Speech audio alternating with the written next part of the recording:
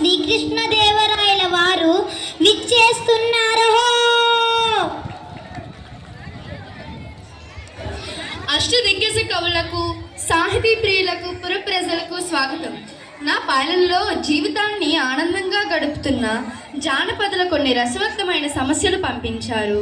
మీరు వాటిని పూరించి నేటి భువన విజయం సభను రంజింపచేయండి. ఇక ఆంధ్ర భాషామ తల్లిని స్తుతిస్తూ సమస్యలను దత్తపదులను పూరించి ఆశకవితో వినోదం సాగిద్దాం.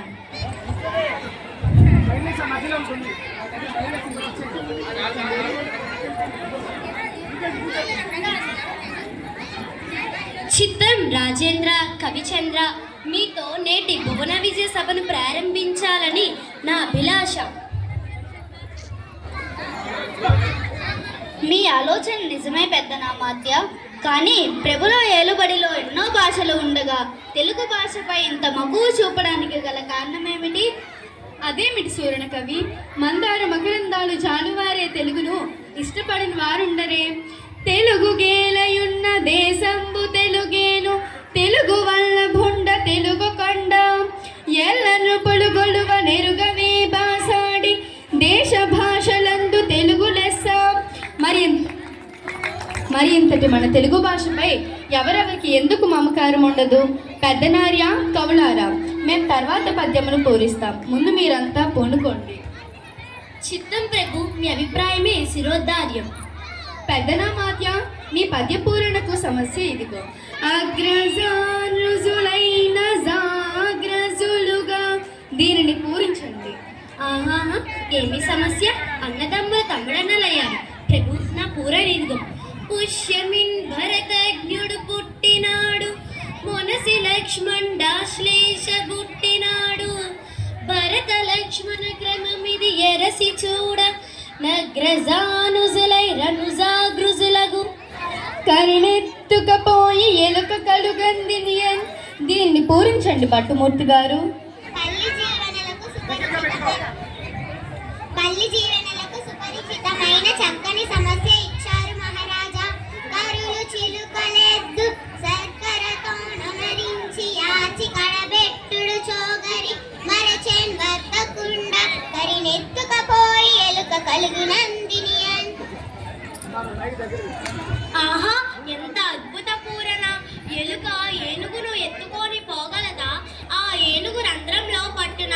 ఆహాహా, ఏనుగులు, ఎద్దులు, చిలకలు మొదలైనవి చక్కెరతో చేసిన బొమ్మలు. వ్యాపారి పగలంతా వీటిని అమ్మాడు. సాయంత్రానికి అన్ని బొమ్మలను ఎత్తిపెట్టి ఒక్క ఏనుగు బొమ్మను మలిచాడని దానిని ఎలుక రంధ్రంలోకి ఇచ్చుకుపోయిందన్న మీ భావం వీణుల విందుగా ఉంది. బాహుబాగు, బహుబాగు. కృతజ్ఞతలు మహారాజా. ముద్దు పలుకుల ముక్కు తిమ్మన కవి, అందుకోండి. గాడిద ఏచం గదన్న గణ సంపన్న. రాజశేఖర, మానవులు ఆడిన మాటలు తప్పేవారు కొందరు ఉన్నారు. జంతువుల్లో దీనిని చూడలేం. అయినా భారతీ కృపతో పూరించదాం.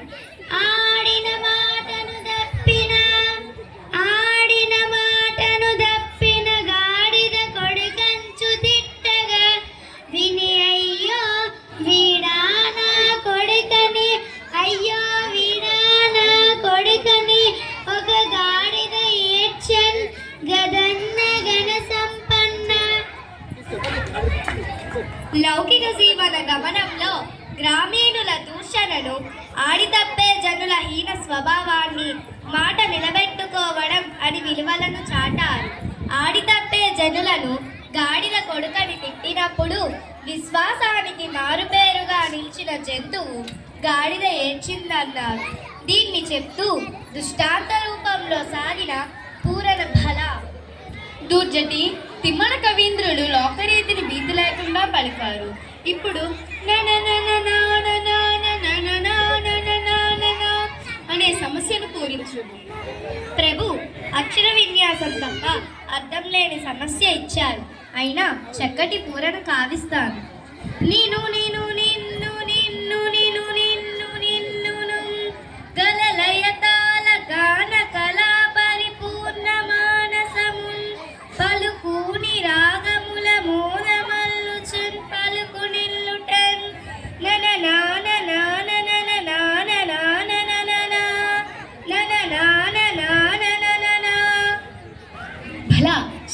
శ్రీకాళహస్తీశ్వరుని వరప్రసాదం కవిత్వంగా పొందిన దూజటి భువన విజయ కవులను చూచిన జానపదులు మన కవుల కావ్య సాహిత్యాన్ని, మన సభ గొప్పతనాన్ని గూర్చి పొలంలో పనులు చేసుకుంటూ కూడా లయ తాళానికి అనుకూలంగా మిక్కిలి సంతోషంతో కునిరాగాలను అల్లుకునే స్థితిని కళ్ళకు కట్టితివి.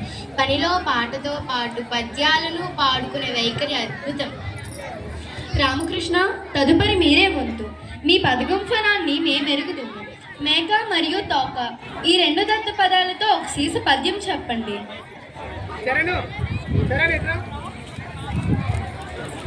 ప్రణామం మేలిన దేవరా, నన్ను ఆదేశిస్తే కాదంటానా? ఆలకించండి మహాప్రభు.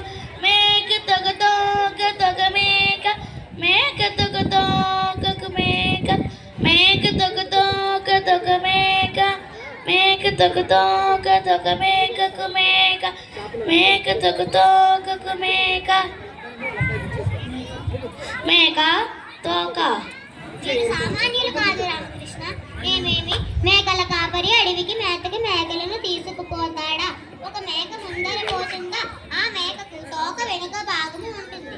ఆ తోక వెనుక మరో మేక ఉంది. ఇలా మేకల మంద పోతున్న తీరును మేక తోక అన్న దత్త పదాలతో చక్కగా చిక్కగా చెప్పారు.